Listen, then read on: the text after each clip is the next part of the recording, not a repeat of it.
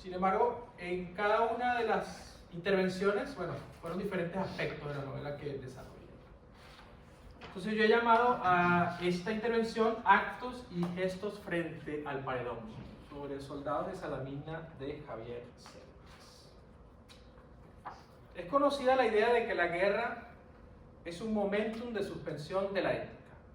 Sin embargo, aún en los momentos límite hay quienes permanecen fieles a su ethos, aún frente a la disolución del pacto social, pues como nos diría Benjamin, the tradition of the oppressed teaches us that the state of emergency in which we live is not the exception but the rule. Es en el momento límite, en el estado de emergencia, en donde puede constatarse la constitución de los sujetos, ¿no? Su verdadera subjetividad más allá de la vida normada. En Soldados de Salamina de Javier Cercas podemos leer actos y gestos, ¿no? Que es lo que les comentaba, que es como mi foco, ¿no? Que para mí representan tipos de subjetividades, de las cuales me concentraré específicamente en el acto y gesto de dejar ir al enemigo, ¿no? Enemigo entre comillas, ¿sí? Que es al mismo tiempo el acto y gesto de darle continuidad a la vida, como le estaba comentando, ¿no? En contraposición, bueno, al destino de muerte que impone la naturaleza del estado de emergencia, ¿no? O del estado de excepción. Me gustaría, aprovechando que tenemos la película, ¿no? Y que no estamos limitados con algunos otros textos, me gustaría poner esa parte de la cual estoy hablando.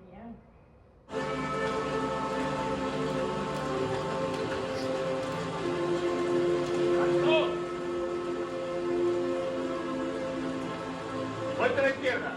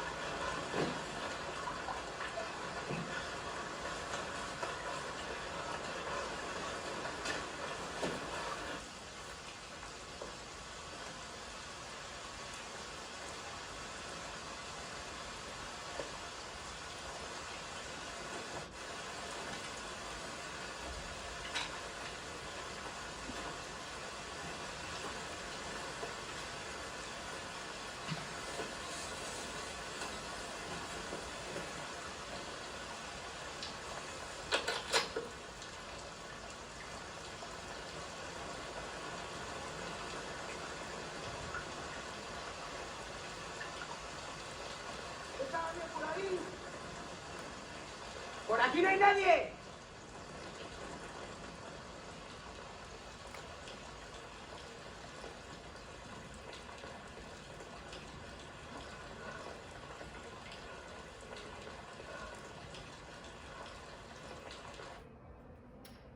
Ok, a modo de sinapsis, ¿no? Soldados de Salamina de Cercas narra la historia de un escritor, ¿no?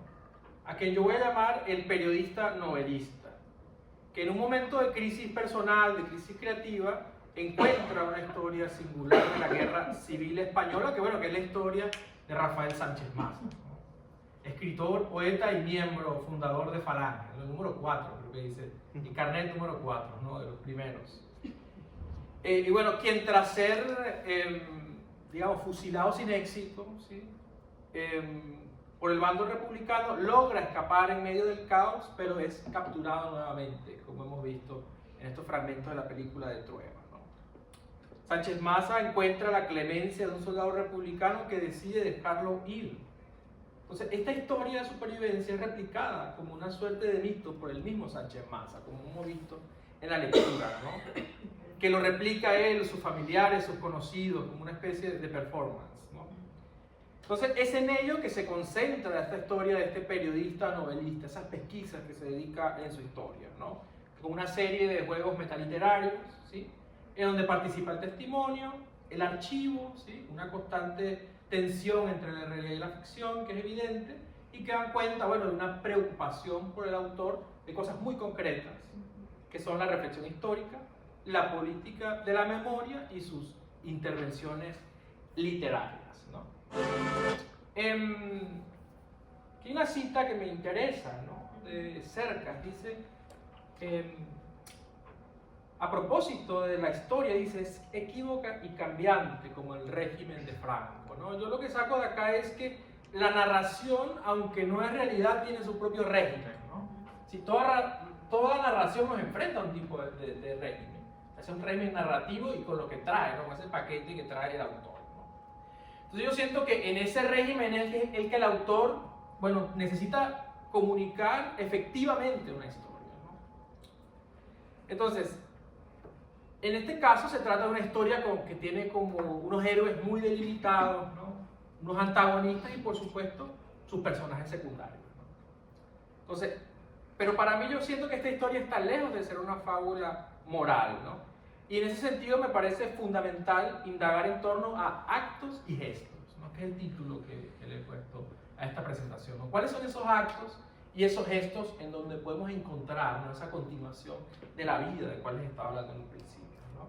Entonces, como he comentado, ese acto y gesto ejecutado por el soldado republicano al perdonarle la vida a Sánchez Mazas, ¿no? Pero también hay otro gesto, ¿no? Que es el de Cercas al escribir sobre un tema tan complicado, tan complejo, tan controvertido, ¿no? Tan discutido además.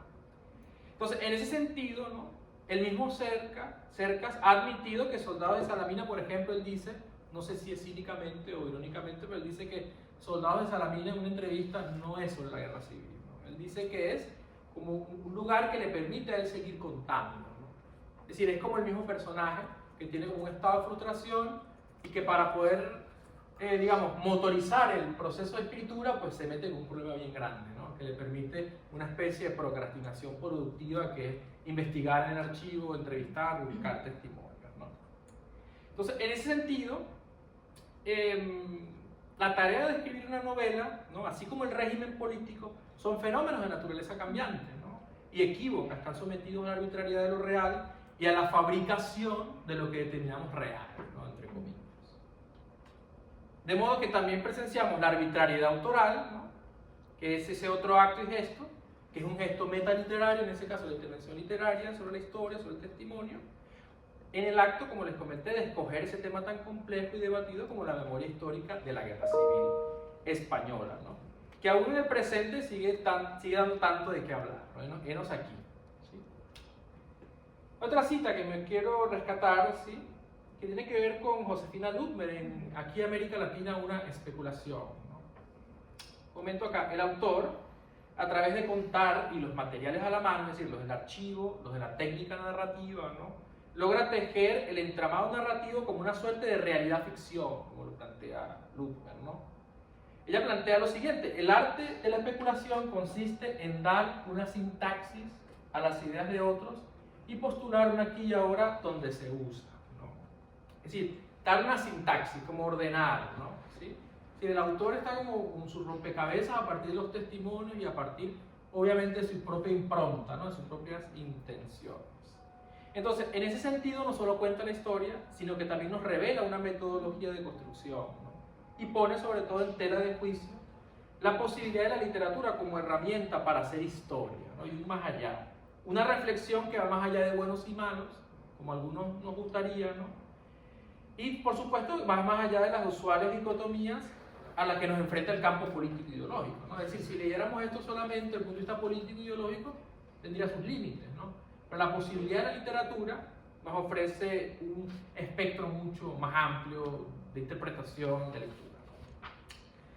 Entonces, en ese sentido, el lector, ¿no? Está activado por recepción del texto, ¿no? Es decir, cuando el lector accede a este libro, accede también por la publicidad, por los blurbs, ¿no? Esos textos, esos paratextos que están por fuera, ¿no?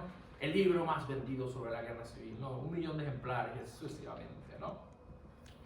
Pero frente a esto yo me pregunto, ¿no? ¿Estamos ante un registro efectivo de lo real? O reelaboro, ¿no? ¿Realmente importa si estamos ante un registro efectivo de lo real? ¿No nos muestra Cercas a través de su narración y su pretendida ambigüedad que la guerra civil sigue siendo como relato y también como acontecimiento una historia peleada en torno a qué pasó realmente y por eso sigue siendo centro de discusiones y controversias? Creo que Cercas nos lleva hacia ese sentido. Aunque opina en contra de los falangistas, cuenta más con el propósito de ubicarnos en el lugar ambiguo, ¿no? Desfigurado, fragmentado, oscilante, puesto que es el lugar de la provocación, ¿no? Lo que nos hace pensar, lo que nos hace reflexionar en torno a esa obra, ¿no?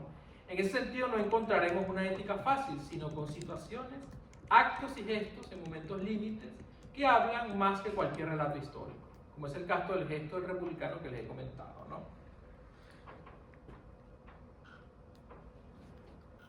Numerosos actos y gestos están diseminados, cifrados a lo largo de la narración, ¿no? Sin embargo, me permito destacar este momento, como les comentaba, ¿no? Me gustaría que lo viéramos nuevamente, acompañado del texto de Cercas en esta oportunidad, ¿no? Como les comentaba, aprovechando esa situación de que tenemos ahora tanto el texto como la película, ¿no? Para ver qué nos dice, ¿no? Pero justo en ese momento, en ese preciso momento del cual estoy hablando.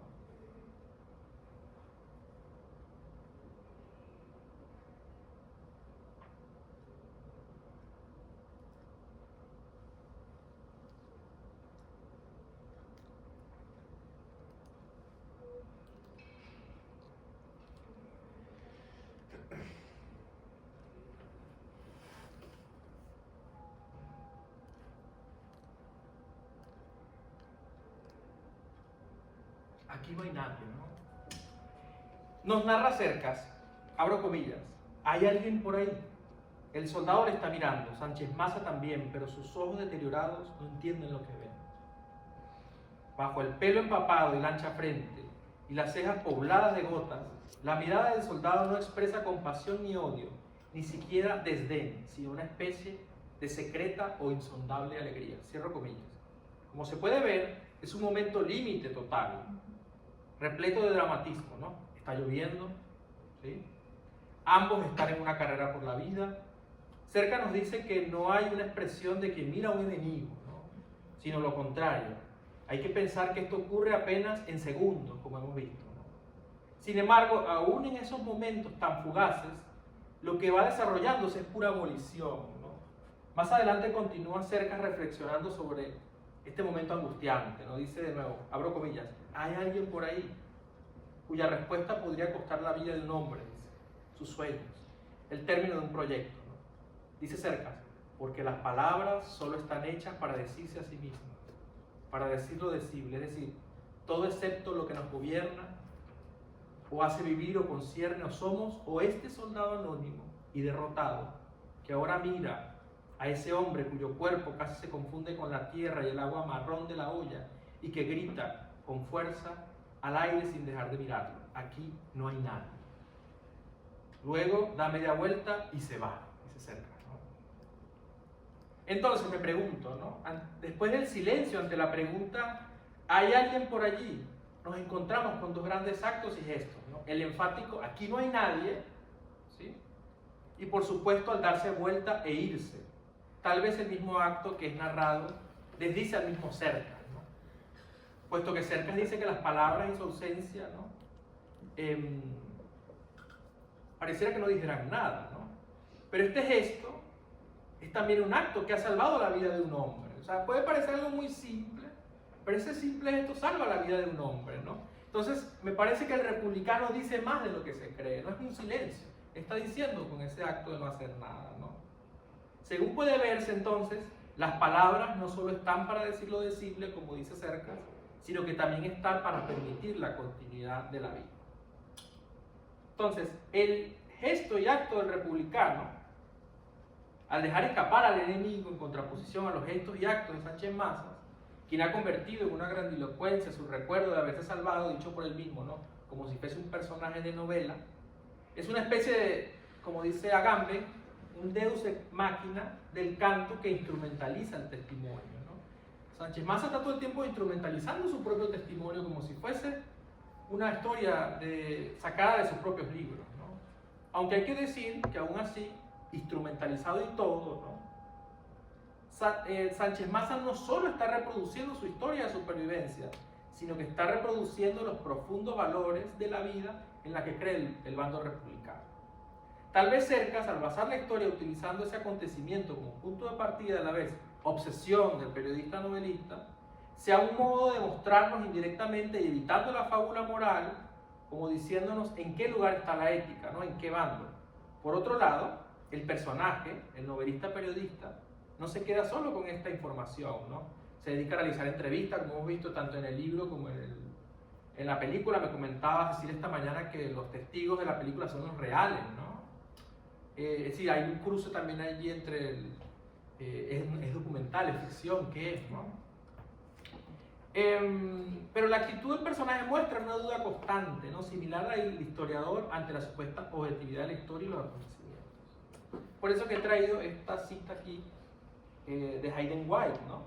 Comenta: la configuración de una situación histórica específica, esto es, el darle la trama, explicarla, interpretarla políticamente, es una operación esencialmente discursiva, ¿no? Entonces, en ese sentido, pienso en que tal vez aquí tenemos un ejemplo de la historia como artefacto literario, ¿no? En el texto de Cercas. Entonces, finalmente, ¿no? Creo que como buen narrador, Cercas atiende a un ars narrativo, ¿no? Es decir, no se limita a explicar, sino a mostrar, ¿no?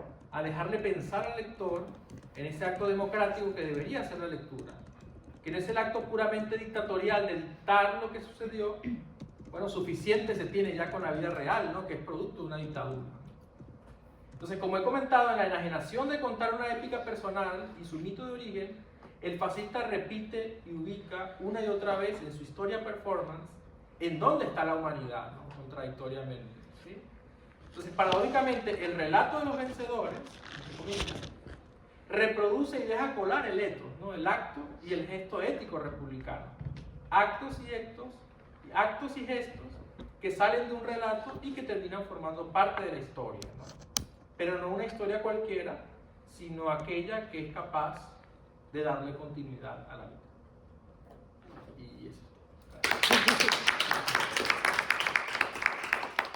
Estupendo, me encanta que hayas mostrado la película, mostrado esta escena y concentrado tu presentación en que es como el cogollo, ¿verdad? Como decimos nosotros de la cuestión, como el centro en muchos sentidos.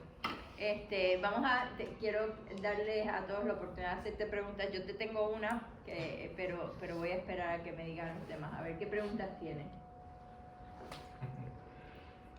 Go. Tú primero. Bueno, gracias Miguel por tu presentación. No me ha dado tiempo a digerir, o sea, me gustaría pensar más sobre el gesto. Me parece muy interesante traer esto, el gesto, porque es el gesto de contar la historia, el gesto del miliciano, etc. Pero me gustaría que hablaras de Bolaño, que sé que te gusta. ¿Qué piensas tú, qué gesto crees que tiene Bolaño aquí en toda la historia? ¿Y qué piensas sobre, un poco arriesgando una lectura un poco transatlántica, si nos pudieras hablar de la conexión? Por ejemplo, hay una conexión tremenda con Chile, ¿no? En la novela no solo Sánchez Mazas se refugia en la Embajada de Chile, sino que luego está Bolaño, y hay una coincidencia que en el 73, cuando Allende luego va a terminar la República en España, o la dictadura en España, y luego cuando se escribe la novela, en el 2000, 2001, Pinochet vuelve a Chile. Entonces hay como un espejo, una especulación, estoy haciendo una especulación, un espejo, una especie de mirada. ¿Qué ves ahí que puede traer esta conexión, o qué crees que tiene como producción que has comentado en el desarrollo creativo del autor, Si nos pudieras hablar un poquito sobre eso. Sé que no tiene directamente que ver con tu Sí, tema, gracias pero por me tu gustaría pregunta. ver. La verdad es que sí tiene mucho que ver. Estaba hablando esta mañana con Cecilia sobre eso. Yo creo que no solamente con Bolaño, con Estrella Distante. Ajá. ¿Sí? Es decir, son dos novelas que son, podría decirse que son contemporáneas, ¿sí? Pero sobre todo son epifenómenos, es decir, fenómenos que se desprenden vástagos post dictaduras, ¿sí? Y son modos de registro similares. O sea, tú ves Estrella Distante, un poco para hacerle el sinapsis al que no ha leído Estrella Distante. Estrella Distante narra la historia de un facho chileno que es poeta, ¿no? Entonces tenemos ya un paralelismo súper claro, ¿no? Yo siento que hay una relación transatlántica solamente en el hecho de que el fascismo cruzó el Atlántico, ¿no? ¿Sí? Lo cruzó. Lo cruzó en muchas formas. Es decir, tanto lo cruzó como desde el punto de vista de la racionalidad de la ciencia, es decir, todo lo físico. Alemanes que terminaron aquí en Estados Unidos, o los militares que terminaron todo el Cono Sur, etc. Pero ya, desde el punto de vista, digamos, más narrativo, más que tiene que ver con Bolaño, yo siento que son autores de la misma generación, con sensibilidades similares, que personas que vivieron en carne propia de alguna manera ese interregno, digamos, entre la dictadura y la transición, ¿no? Entonces son personas que seguramente tenían las mismas inquietudes políticas, o no las mismas, pero sí, digamos, inquietudes dialogantes. Entonces, en ese sentido, siento que Estrella Distante, o el mismo Bolaño, es como una especie de doble transatlántico de Cercas y viceversa, ¿no? Son como, sí, son tanto creativos como políticos. Yo siento que, de hecho, yo tuve esa inquietud, y uno siempre cree que son inquietudes inéditas, pero cuando googleé, ya alguien había escrito sobre eso.